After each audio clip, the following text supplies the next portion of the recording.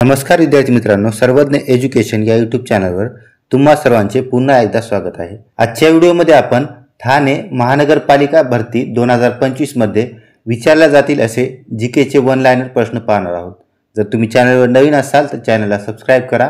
व्हिडिओला सुरुवात करूया। पहिला प्रश्न आहे, ठाणे महानगरपालिकेची स्थापना कोणत्या वर्षी झाली? तर महानगरपालिकेची स्थापना ही 1982 साली झाली। त्यानंतर ठाणे महानगरपालिकेमध्ये एकूण किती सदस्य आहेत? त्यामध्ये एकूण 181 सदस्य आहेत। नगर परिषदेचा अध्यक्ष खालीलपैकी कोणाकडे स्वतःच्या पदाचा राजीनामा सादर करतात? तर नगर परिषदेचे अध्यक्ष आपला राजीनामा हे जिल्हाधिकाऱ्याकडे सादर करतात। पुढील प्रश्न, महाराष्ट्रातील महानगरपालिकेमध्ये किमान आणि कमाल प्रभाग किंवा समित्या असू शकतात? तर किमान 3 आणि कमाल 25 प्रभाग असू शकतात। त्यानंतर ठाणे महानगरपालिका कोणत्या भागाचे प्रशासन करते? तर ही महानगरपालिका ठाणे, कळवा, मुंब्रा आणि कौसा इत्यादी भागांचे प्रशासन करते। ठाणे महानगरपालिकेने कोणते प्रसिद्ध शहरी सार्वजनिक उद्यान बनवले आहे? तर नमो ग्रँड सेंट्रल पार्क हे ठाणे महानगरपालिकेने बनवलेले सार्वजनिक उद्यान आहे। पुढचा प्रश्न, 1920 साली महाड येथे कुलाबा जिल्हा परिषदेचे अध्यक्ष कोण होते? तर डॉक्टर BR आंबेडकर हे महाड येथील कुलाबा जिल्हा परिषदेचे अध्यक्ष होते। महाराष्ट्र शासनाद्वारे प्रकाशित केले जाणारे मासिक कोणते? तर महाराष्ट्र शासन लोकराज्य नावाचे मासिक प्रकाशित करते।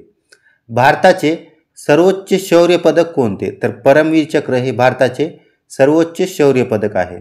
आणि भारताचे शौर्य पदक विचारलं सर्वोच्च तर ते भारतरत्न हे आहे।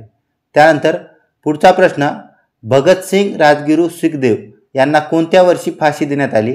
तर यांना 1931 रोजी फाशी देण्यात आली होती। भारतात सर्वात प्रथम मेट्रो कोणत्या शहरात धावली? तर कलकत्ता या शहरामध्ये भारतात सर्वात प्रथम मेट्रो धावली। नर्मदा नदीचा उगम कोठे होतो? तर मध्य प्रदेशातील अमरकंटक येथे नर्मदा नदीचा उगम होतो। पुढील प्रश्न, स्वयंचलित वाहनातून कोणता विषारी वायू बाहेर पडतो? तर कार्बन मोनॉक्साईड हा विषारी वायू बाहेर पडतो। मानवी शरीरात कोणत्या रचनेत अंतःपुच्छ जोडलेले असते? अंतःपुच्छ म्हणजेच अपेंडिक्स हे मोठ्या आतड्याच्या शेवटच्या भागामध्ये जोडलेले असते। महाराष्ट्रातील आद्य क्रांतिकारक कोण आहेत? तर वासुदेव बळवंत फडके हे महाराष्ट्राचे आद्य क्रांतिकारक आहेत। पुढचा प्रश्न, विजेच्या दिव्यात खालीलपैकी कोणत्या धातूची तार वापरतात? तर विजेच्या दिव्यामध्ये टंगस्टन या धातूची तार वापरतात। मानवी पेशीमध्ये गुणसूत्रांच्या किती जोड्या असतात? तर मानवी पेशीमध्ये गुणसूत्राच्या एकूण 23 जोड्या आणि गुणसूत्रे विचारल्यास मानवी पेशीमध्ये एकूण 46 गुणसूत्रे असतात। महाराष्ट्र विधानसभेची सदस्य संख्या किती आहे? तर महाराष्ट्र विधानसभेची सदस्य संख्या ही 288 एवढी आहे। त्यानंतर पुढचा प्रश्न, स्थानिक स्वराज्य संस्थांचा जनक कोणास म्हणतात? तर लॉर्ड रिपन यांना स्थानिक स्वराज्य संस्थांचा जनक म्हणतात। भारताच्या राष्ट्रपतींना पद व गोपनीयतेची शपथ कोण देतात? तर भारतातील सर्वोच्च न्यायालयाचे सरन्यायाधीश हे राष्ट्रपतींना पद व गोपनीयतेची शपथ देतात। भारताची मध्यवर्ती बँक कोणती? तर RBI ही भारताची मध्यवर्ती बँक आहे। तंबाखूमध्ये असणारे विषारी द्रव्य कोणते? तर निकोटीन हे तंबाखूमध्ये असणारे विषारी द्रव आहे। जिम कॉर्बेट नॅशनल पार्क कोणत्या राज्यात स्थित आहे? तर हा पार्क उत्तराखंड या राज्यामध्ये स्थित आहे। रेबीज या आजारात दिवसांच्या रोगबीज पोषण काळानंतर लक्षणे वाढीस लागतात? तर 10 दिवसांच्या काळानंतर लक्षणे वाढीस लागतात। पुढचा प्रश्न, भारतामध्ये राष्ट्रीय मानव हक्क आयोगाची स्थापना कोणत्या वर्षी झाली? तर मानवी हक्क आयोगाची स्थापना ही 1993 मध्ये झाली। कृष्णा नदीचा उगम कोठे होतो? तर सातारा जिल्ह्यात महाबळेश्वर येथे कृष्णा नदीचा उगम होतो। बंगालची फाळणी कोणी केली? तर लॉर्ड कर्झन याने बंगालची फाळणी केली। तुमच्यासाठी प्रश्न आहे, बंगालची फाळणी कधी झाली आहे हे तुम्हाला कमेंट बॉक्समध्ये सांगायचं आहे। पुढील प्रश्न पाहूया, राज्यसभेची सदस्य संख्या किती आहे? तर राज्यसभेची सदस्य संख्या ही 250 एवढी आहे। या 250 पैकी 12 सदस्यांची निवड ही राष्ट्रपती मार्फत केली जाते। ग्रामसभा बोलवण्याची जबाबदारी कोणावर असते? तर सरपंचावर ग्रामसभा बोलवण्याची जबाबदारी असते. धारासना सत्याग्रहाचे नेतृत्व कोणी केले? तर सरोजिनी नायडू यांनी धारासना सत्याग्रहाचे नेतृत्व केले. जागतिक आरोग्य संघटनेचे मुख्यालय कोठे आहे? तर जिनिव्हा येथे जागतिक आरोग्य संघटनेचे मुख्यालय आहे. बिटकॉइन या डिजिटल चलनाचा शोध कोणी लावला? तर सातोशी नाकामोटो यांनी बिटकॉइन या डिजिटल चलनाचा शोध लावला. काझीरंगा राष्ट्रीय उद्यान कोणत्या राज्यात आहे?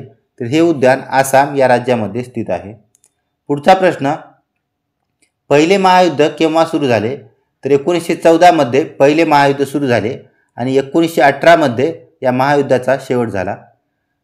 सुभाषचंद्र बोस यांनी कोणत्या पक्षाची स्थापना केली? तर यांनी फॉरवर्ड ब्लॉक या पक्षाची स्थापना केली. ग्रामगीता हा काव्यसंग्रह कोणी रचला आहे?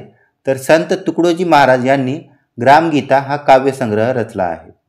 पुढील प्रश्न, भारतीय राज्यघटनेतील अस्पृश्यता नष्ट करण्यासंबंधी कलम कोणते? तर यासंबंधी कलम आहे कलम 17.